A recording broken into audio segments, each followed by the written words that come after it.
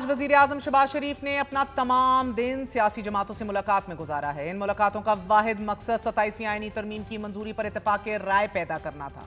वजीर आजम से MQM Pakistan, Balochistan Awami party, काफ league, peoples party और इस्तेकाम पाकिस्तान पार्टी के वफूद की अलग अलग मुलाकातें हुई। वजीर आजम ने तमाम सियासी जमातों को 27वीं तरमीम पर एतमाद में लिया। मुत्तहिदा कौमी मूवमेंट पाकिस्तान के वफद ने वजीर आजम से मुलाकात के दौरान मुतालबा किया है कि मुजवजा 27वीं आईनी तरमीम में बल्दियाती हुकूमतों को बाइख्तियार बनाने से मुतल्लिक शिकें शामिल की जाएं। हुकूमत की जानिब से MQM के बल्दियाती मुसवदे को 27वीं तरमीम में शामिल करने की यकीन दहानी कराई गई। दिलचस्प बात यह है कि नून लीग और MQM ने मार्च 2024 में एक मुफाहमती याददाश्त पर दस्तखत किए थे कि जिसके मुताबिक बल्दियाती हुकूमतें सूबों की बजाय बराह रास्त वफाक से इख्तियारात हासिल करेंगी। कि जब 26वीं तरमीम की बात हुई तो MQM ने अपनी हमायत को बल्दियाती हुकूमतों से मुतल्लिक शिकों की शमूलियत से मशरूत कर दिया था। ताहम जो हतमी मुसवदा मंजूर हुआ कि जिसके हक में MQM के अरकान ने वोट भी डाले, इसमें ऐसी कोई भी शिक शामिल नहीं थी। ताहम वजीर दिफा ख्वाजा आसिफ एक बार फिर दावा कर रहे हैं कि अगर माजी में किसी जमात के साथ कोई कमिटमेंट या वादा किया गया था तो इसे मौजूदा ड्राफ्ट में शामिल करने पर गौर किया जा सकता है। वजीर दिफा ने अब से कुछ देर पहले ये इंकशाफ भी किया है कि 27वीं आईनी तरमीम ने अभी हतमी शक्ल इख्तियार नहीं की। इम्कान है कि इस आईनी तरमीम को अगले हफ्ते ऐवान में पेश किया जाए। आज वजीर आजम ने MQM से मुलाकात के बाद पीपल्स पार्टी के वफद से भी मुलाकात की कि जिसमें मुजवजा तरमीम की शिकों और मौक़िफ़ पर तफसीली मुशावरत की गई। बलोचिस्तान अवामी पार्टी के वफद ने भी वजीर आजम शहबाज शरीफ से मुलाकात की। अभी नुकात मालूम है सर आपको? 27वीं तरमीम मुसवदा नहीं आया तो हम नुकात की बात नहीं कर सकते। जब मुसवदा आएगा उसको शिक बाय शिक हम देखेंगे। बिलावल साहब ने जो ट्वीट किया है 27वीं यानी तरमीम के हवाले से, आपने वो देखा होगा? आप समझते हैं उन्होंने कुछ पर्चा आउट किया है, देखेंगे तो सही आउट किया है, गलत आउट किया है।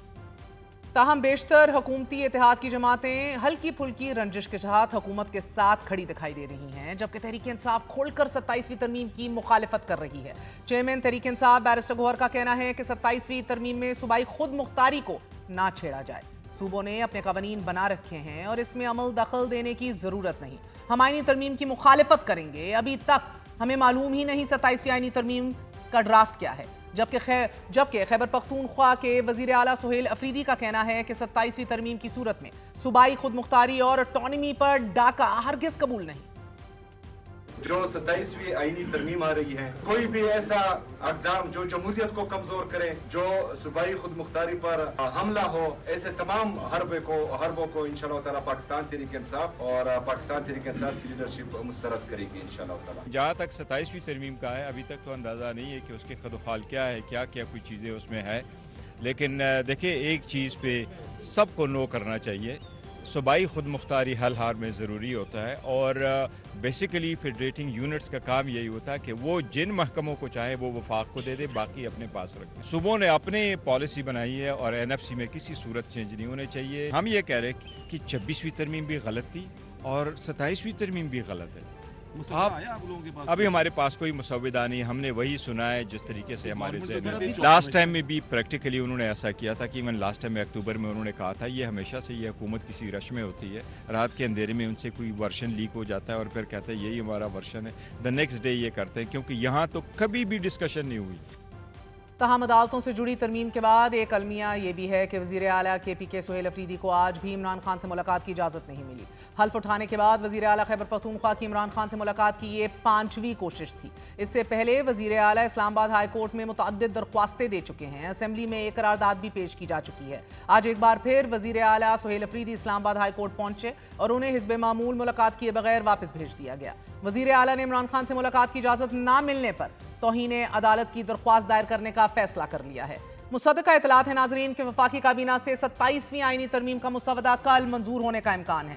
वजीर आजम ने काबीना का इजलास सुबह 9 बजे तलब कर लिया है। वफाकी काबीना को 27वीं आईनी तरमीम के मुसवदे पर ब्रीफ किया जाएगा कि जिसके बाद वफाकी काबीना आईनी तरमीम के मुसवदे की मंजूरी देगी। फिर 14 नवंबर को गालिबन दोनों ऐवानों से मंजूरी ले ली जाएगी। सेनेट में तरमीम की मंजूरी के लिए 64 वोट दरकार हैं। 61 रुकनी हुकूमती इत्तेहाद को JUI फे या फिर ANP के 3 अरकान की हमायत दरकार होगी, जबकि कौमी असेंबली में तरमीम की मंजूरी के लिए 224 वोट दरकार हैं। कौमी असेंबली में हुकूमत को 237 अरकान की हमायत हासिल है कि जिनमें नून लीग के 125, पीपल्स पार्टी के 74, MQM के 22 अरकान शामिल हैं, जबकि पाकिस्तान मुस्लिम लीग के 5, इस्तेकाम पाकिस्तान पार्टी के 4, मुस्लिम लीग ज़िया, नेशनल नेशनल पार्टी, बलोचिस्तान अवामी पार्टी के एक रुकन और 4000 अरकान भी हुकूमती इत्तेहाद का हिस्सा हैं।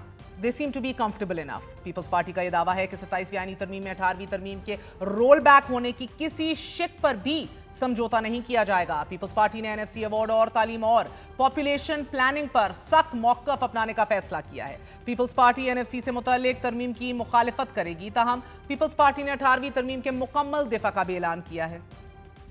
मैं इतना श्योर हूँ कि हमारी लीडरशिप, हमारी पार्टी की position regarding the 18th amendment ये भी डिटेल में हो जाए, इसके के भी वो फिर एक कॉन्ट्रोवर्सी शुरू हो जाएगी।